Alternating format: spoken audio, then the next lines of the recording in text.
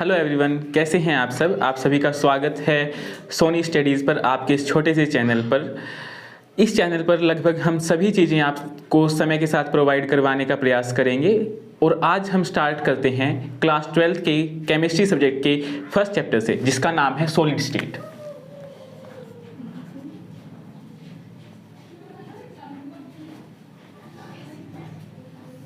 तो solid state chapter start करने से पहले हम थोड़ा सा इसमें ये जान लेते हैं कि इस चैप्टर में हमें क्या क्या टॉपिक्स कवर करने हैं, ताकि हमें एक डायरेक्शन मिल जाए इस चैप्टर में आगे बढ़ने के लिए। तो इस चैप्टर को हमने 8 पार्ट्स में डिवाइड किया है और कोशिश करेंगे कि लगभग हर एक पार्ट पर एक वीडियो बन जाए, ताकि 8 लेक्चर्स में हमारा ये चैप्टर खत्म हो जाए।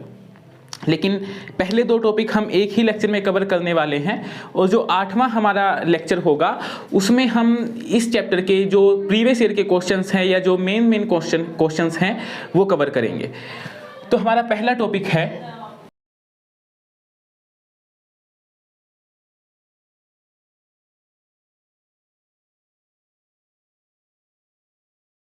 ये हमारे 8 टॉपिक हैं जो हमें इस चैप्टर में कवर करने हैं। पहला टॉपिक सॉलिड्स, हम जानेंगे सॉलिड्स होते क्या हैं। Second topic types of solid के टाइप्स, जो हम आज ये दोनों टॉपिक हम कवर करने वाले हैं। थर्ड टॉपिक होगा crystal, lattice and unit cell के बारे में हम इसमें बात करेंगे। फोर्थ पैकिंग, कि सॉलिड के पार्टिकल्स की पैकिंग क्या होती है, कितना उसमें वॉइड स्पेस होता है और कितना पैक्ड स्पेस होता है। फिफ्थ, हम इम्परफेक्शंस इन सॉलिड्स की पैकिंग करते टाइम कुछ ना कुछ इम्परफेक्शंस आती हैं, उनके बारे में हम इसमें बात करेंगे। इलेक्ट्रिकल प्रॉपर्टीज, 6 जो हम बात करेंगे सॉलिड की इलेक्ट्रिकल प्रॉपर्टीज। 7th हम सॉलिड की मैग्नेटिक प्रॉपर्टीज पढ़ेंगे और 8th में हम आयनिक सॉलिड्स के बारे में पढ़ेंगे। तो चलिए अब हम स्टार्ट करते हैं फर्स्ट टॉपिक के साथ। तो सॉलिड्स का हम पहला पार्ट अपना स्टार्ट करते हैं। First part solids. सॉलिड होता क्या है। सॉलिड्स वो सब्सटेंस होते हैं जिनकी डेफिनेट शेप होती है और डेफिनेट ही उनका वॉल्यूम होता है। The solids are the substances which have definite volume and definite shape. They are rigid and maintain their own shape. ये रिजिड होते हैं काफ़ी और अपनी शेप को मेंटेन करने की इनके अंदर एबिलिटी होती है। जैसे लिक्विड और गैसेस के अंदर अपनी शेप को मेंटेन करने की एबिलिटी नहीं होती, लेकिन सॉलिड के अंदर अपनी शेप को मेंटेन करने की एबिलिटी होती है। इनका डेफिनेट वॉल्यूम होता है और डेफिनेट शेप होती है। आप सॉलिड को उठाकर एक जगह से दूसरी जगह पर रख दीजिए, वो अपनी शेप को अपनी मर्जी से चेंज नहीं कर सकता। जब तक हम उस पर कोई अटैक नहीं करेंगे तब तक सॉलिड अपनी स्टेट को चेंज नहीं करेगा। इसीलिए उसको बोला जाता है कि उसकी डेफिनेट शेप होती है और डेफिनेट ही उसका वॉल्यूम होता है। अब सॉलिड्स रिजिड क्यों होते हैं? Why solids are rigid? Cause of rigidity of solids. The rigidity of solids is because their constituent particles have fixed positions and can oscillate about their mean position. जो solids के particle होते हैं constituent particles होते हैं। Constituent particles क्या होते हैं? Constituent particles वो पार्टिकल्स होते हैं जो किसी भी चीज को बनाते हैं। हर चीज छोटी छोटी चीजों को मिलकर बनी होती है, छोटी छोटी चीजों से। तो उन छोटी छोटे पार्टिकल्स को ही हम कॉन्स्टिट्यूएंट पार्टिकल्स बोलते हैं। फॉर एग्जांपल हमारे पास 3 तरह के कॉन्स्टिट्यूएंट पार्टिकल्स होते हैं, एटम्स, मॉलिक्यूल्स और आयंस। इनसे मिलकर ही हमारे सॉलिड्स, लिक्विड या गैसेस बने होते हैं। तो ये हमारे कॉन्स्टिट्यूएंट पार्टिकल्स हैं। अब जिस भी तरह से ये अरेंजमेंट होगी, जिस भी तरह से इन पार्टिकल्स की, अगर इनकी फिक्स्ड पोजीशन है तब ये सॉलिड्स है। अगर ये मूवेबल हैं, मूव कर सकते हैं एक जगह से दूसरी जगह, तब ये लिक्विड या गैसेस के अंदर काउंट होंगे। तो the rigidity of solids is because their constituent particles have fixed position. इनकी फिक्स्ड पोजीशन होती है and can oscillate about their mean position. ये ऑस्किलेट कर सकते हैं, ऐसा नहीं है ये ऑस्किलेट नहीं कर सकते, लेकिन अपनी मीन पोजीशन पर ही ये ऑस्किलेट कर सकते हैं। एक जगह से दूसरी जगह पर ये नहीं जा सकते। अब हम उसके बाद पढ़ते हैं characteristic properties of solids. Solids की हम कुछ प्रॉपर्टीज जान लेते हैं कि सॉलिड्स के पास क्या क्या प्रॉपर्टीज होती हैं। फर्स्ट है सॉलिड्स आर रिजिड होते हैं and maintain their own shape and mass. Second, they have definite volume. इनका डेफिनेट वॉल्यूम होता है। Third, the intermolecular distance in solids are short. Intermolecular distance क्या होती है? इनमें शॉर्ट होती है। इंटरमोलिकुलर डिस्टेंस वो डिस्टेंस होती है जो किन्हीं 2 मॉलिक्यूल्स के बीच में लगती है। जो किन्हीं दो, मान लीजिए एक ये मॉलिक्यूल है, एक ये मॉलिक्यूल है, इन दो मॉलिक्यूल्स के बीच में जो डिस्टेंस होगी, इस डिस्टेंस को हम इंटरमॉलिक्यूलर डिस्टेंस बोलते हैं। तो सॉलिड्स के पार्टिकल्स के बीच में ये डिस्टेंस काफी कम होती है।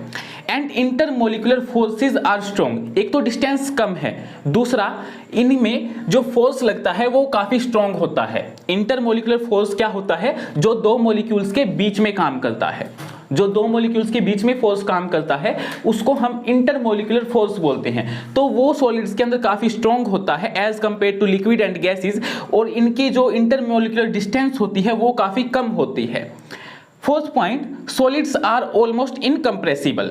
अब सॉलिड्स के पार्टिकल्स के बीच में जो स्पेस है वो बहुत ही ज्यादा कम है, जिसके कारण सॉलिड्स जो है वो इनकम्प्रेसिबल होते हैं। सॉलिड्स को हम ऐसे प्रेशर डालकर हाथ से दबा नहीं सकते, उसकी स्टेट को चेंज नहीं कर सकते, क्योंकि मान लीजिए ये सॉलिड्स के पार्टिकल्स की अरेंजमेंट है, कुछ इस तरह से अरेंजमेंट होती है।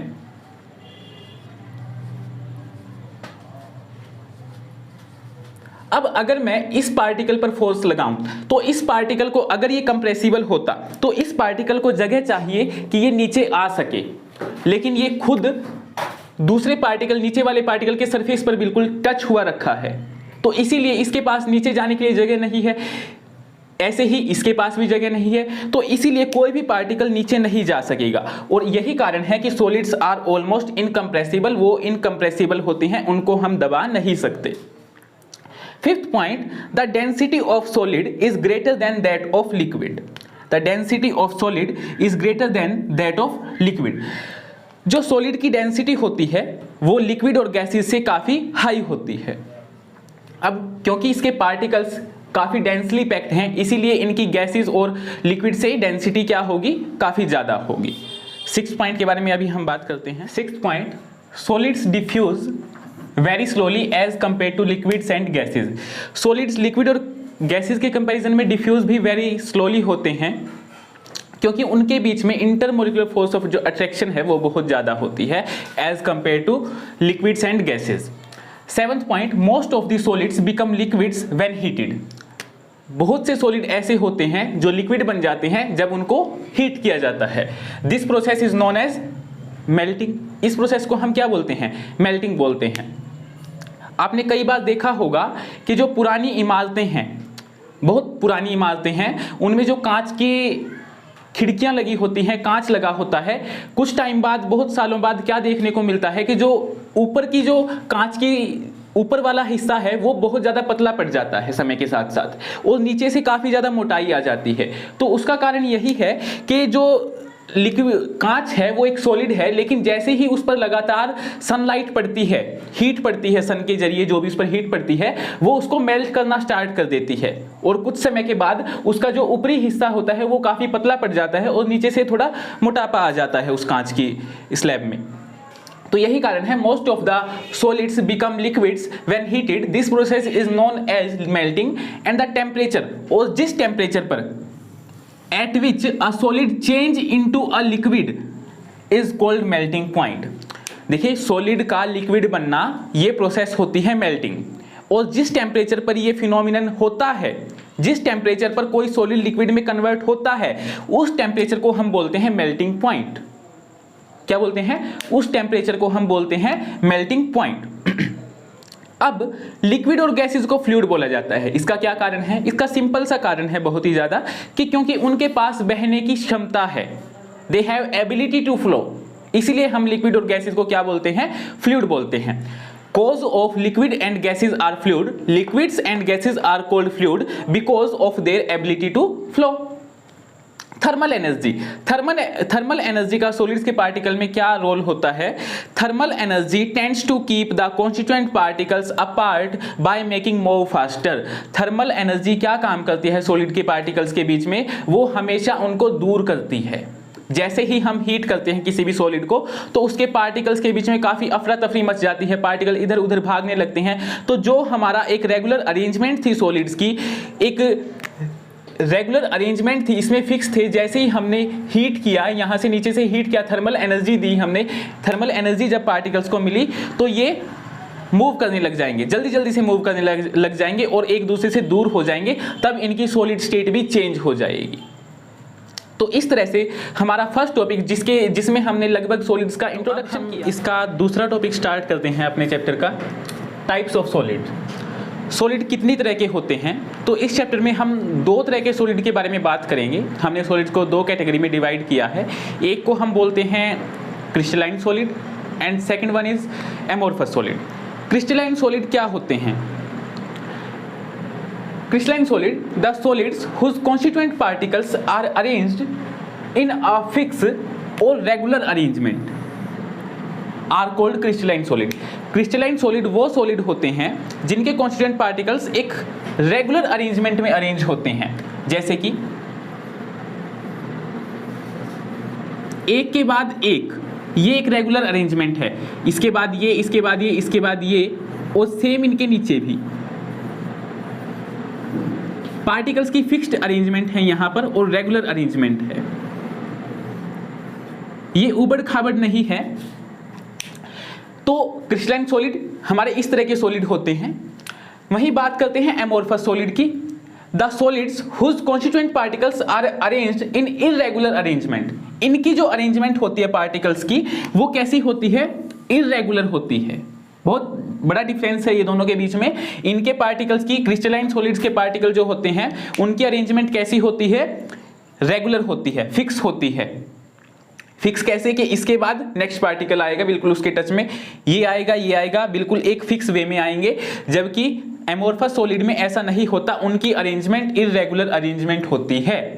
are called amorphous solid. The solids whose constituent particles are arranged in irregular arrangement are called amorphous solids. Irregular arrangement, जैसे एक यहाँ पर है, एक यहाँ पर आ जाएगा, फिर यहाँ पर आ गया, यहाँ पर आ गया, यहाँ पर आ गया। तो देखिए इसका सरफेस देखिए कैसा है और जबकि इसका सरफेस देखिए कैसा है, तो ये डिफरेंस होता है। एमोर्फस सॉलिड हमारी इस तरह की अरेंजमेंट होती है और क्रिस्टलाइन सॉलिड हमारी इस तरह की रेगुलर अरेंजमेंट होती है। अभी हम इनके क्रिस्टलाइन सॉलिड और एमोर्फस सॉलिड के डिफरेंसेस के बारे में बात करेंगे, इन दोनों के बीच में क्या क्या डिफरेंसेस हैं। तो आइए शुरू करते हैं difference between crystalline and amorphous solids. तो अब हम स्टार्ट करते हैं differences between crystalline and amorphous solids. तो इसमें सबसे पहले देखिए, हम जान चुके पहले तो कि क्रिस्टलाइन सॉलिड और एमोर्फस सॉलिड होते क्या है। अब हम उनमें डिफरेंस लेते हैं और सबसे पहला जो हम डिफरेंस लेते हैं वो लेते हैं शेप के बेसिस पर। दोनों की शेप में क्या डिफरेंस है? जो क्रिस्टलाइन सॉलिड होता है उसकी एक डेफिनेट रेगुलर जियोमेट्री होती है। कारण क्या है? क्योंकि जो इसके पार्टिकल होते हैं क्रिस्टलाइन सॉलिड की, वो एक रेगुलर अरेंजमेंट में होते हैं, तो इसीलिए इसकी पूरी की पूरी जियोमेट्री जो होगी वो एक डेफिनेट जियोमेट्री बनेगी। जबकि एमोर्फस सॉलिड की हम बात करें तो उनके पास कोई भी रेगुलर अरेंजमेंट नहीं होती उनके कॉन्स्टिट्यूएंट पार्टिकल्स की। अब कोई पार्टिकल कहीं है, कोई कहीं है, कोई कहीं है, तो कोई भी रेगुलर अरेंजमेंट हमारे पास, कोई रेगुलर ज्योमेट्री आएगी ही नहीं। तो पहला डिफरेंस समझ आ गया होगा शेप के आधार पर। Crystalline solids have definite regular geometry but they don't have, amorphous solids don't have any regular arrangement of its constituent particles. Now second जो हम पॉइंट लेने जा रहे हैं इसके डिफरेंस के लिए, वो है ऑर्डर ऑफ अरेंजमेंट। अब जो क्रिस्टलाइन सॉलिड्स होते हैं उनको हम लॉन्ग रेंज ऑर्डर के नाम से भी जानते हैं, उनको लॉन्ग रेंज ऑर्डर भी कहा जाता है। They are long range order and amorphous solids are short range order. अब लॉन्ग रेंज ऑर्डर और शॉर्ट रेंज ऑर्डर से क्या मतलब है यहाँ पर? देखिए, जब क्रिस्टलाइन सॉलिड बनता है तो उसके पार्टिकल्स एक इस तरह से अरेंज होते हैं। देखिए इसमें पीरियोडिसिटी आती है कि एक पार्टिकल के बाद दूसरा, दूसरे के बाद तीसरा, तीसरे के बाद चौथा, चौथे से बाद पांचवा, तो एक रेंज बन गई हमारे पास लंबी सी। तो ये है लॉन्ग रेंज ऑर्डर। जबकि एमोर्फस में ऐसा नहीं होता, एक यहाँ है, एक नीचे आ जाएगा, एक यहाँ, एक यहाँ, तो मतलब कोई खास इसमें अरेंजमेंट हमें देखने को नहीं मिलती, कोई छोटी मोटी मिल जाती, तो इसलिए हम इनको शॉर्ट रेंज ऑर्डर के नाम से जानते हैं। एंड थर्ड पॉइंट जिस पर हम इसका डिफरेंस देंगे वो है मेल्टिंग पॉइंट। क्योंकि ये एक फिक्स्ड अरेंजमेंट है, ये डेंसली पैक्ड हैं, अच्छे से पैक्ड हैं, तो इसमें जो भी अगर हम इसको हीट करेंगे तो इसका जो मेल्टिंग पॉइंट होगा वो एक शार्प मेल्टिंग पॉइंट होगा। एक ही मेल्टिंग पॉइंट होगा जिस पर ये भी हिस्सा मेल्ट होने लगेगा, ये भी हिस्सा, पूरे सॉलिड के लिए एक ही मेल्टिंग पॉइंट होगा जिस पर ये पूरा का पूरा सॉलिड मेल्ट हो सकता है। जबकि एमोर्फस सॉलिड में ऐसा नहीं होता। एमोर्फस सॉलिड में कहीं पर डेंसिटी ज्यादा हो सकती है, कहीं पर कम हो सकती है, ठीक है। ये इस तरह से अरेंज होते हैं, ठीक है। तो कुछ भी हो सकता है इसमें, इसीलिए इस पर जो है amorphous solids don't have sharp melting point, they gradually soften over a range of temperature। ये कुछ टेम्परेचर के बाद सॉफ्ट होना शुरू कर देते हैं।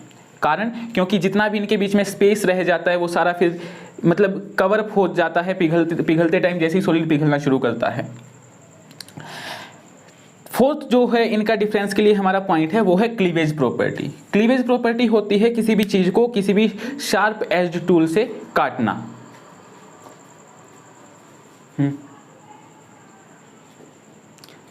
किसी भी चीज को शार्प एज टूल से काटना। तो देखिए crystalline solids when cut with sharp aged tool they split into two pieces, ये दो पीसेस में कट हो जाते हैं। And the newly generated pieces, जो नए जनरेट होते हैं हमारे पास, हमने किसी भी क्रिस्टलाइन सॉलिड को अगर काट दिया, मान लीजिए नाइफ से ही हमने उसको कट कर दिया, तो जो दो हमारे पास पीस आएंगे उनके जो सरफेस होंगे जहां से उनको कट किया गया है वो बिल्कुल स्मूथ एंड प्लेन होंगे। कारण फिर से क्योंकि इनकी रेगुलर अरेंजमेंट है क्रिस्टलाइन सॉलिड की, मान लीजिए ये है,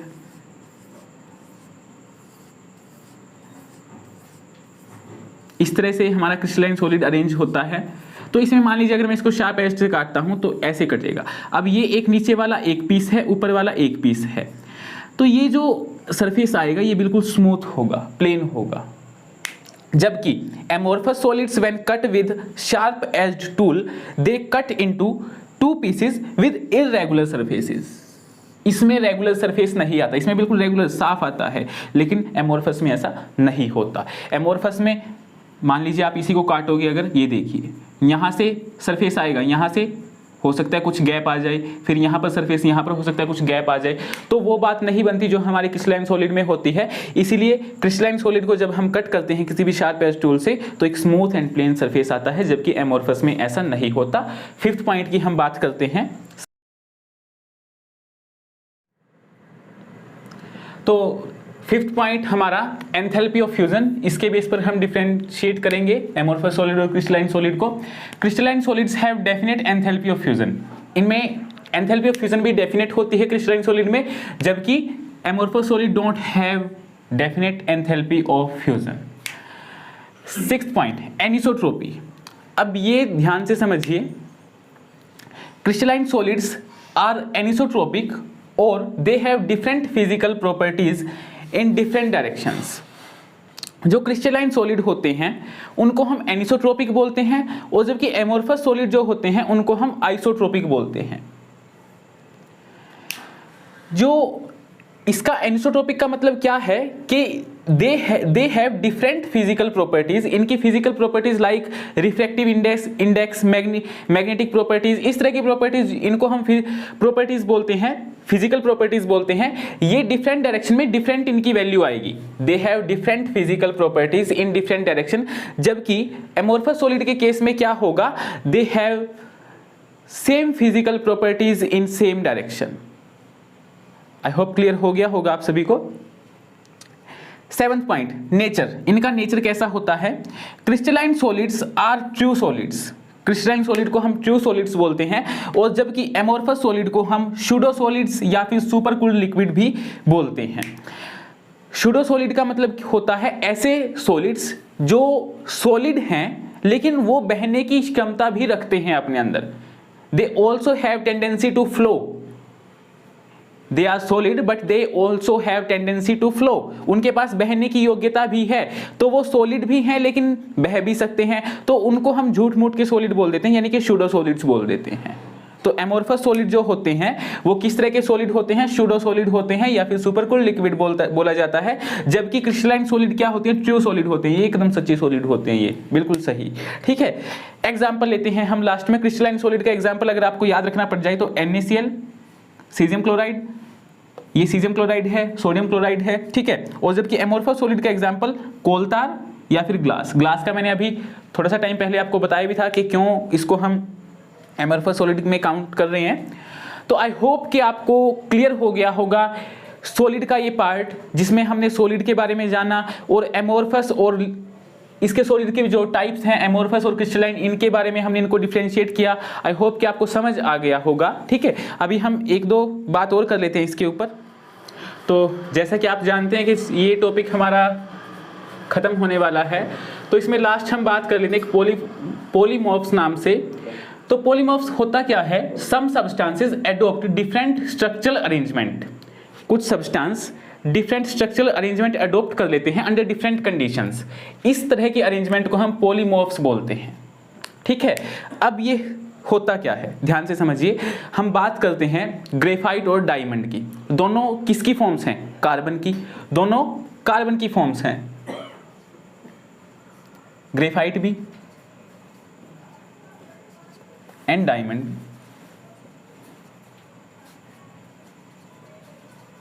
लेकिन होता क्या है, ग्रेफाइट सॉफ्ट होता है और ये हार्ड होता है। ये गुड कंडक्टर ऑफ ये बैड कंडक्टर ऑफ इलेक्ट्रिसिटी,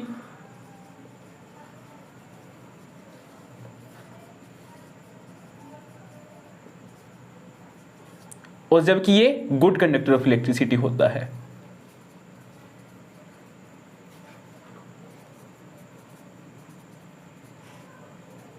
तो देखिए इस चीज को हम, ये दोनों कार्बन की पॉलीमॉर्फिक फॉर्म्स हैं, डायमंड और ग्रेफाइट।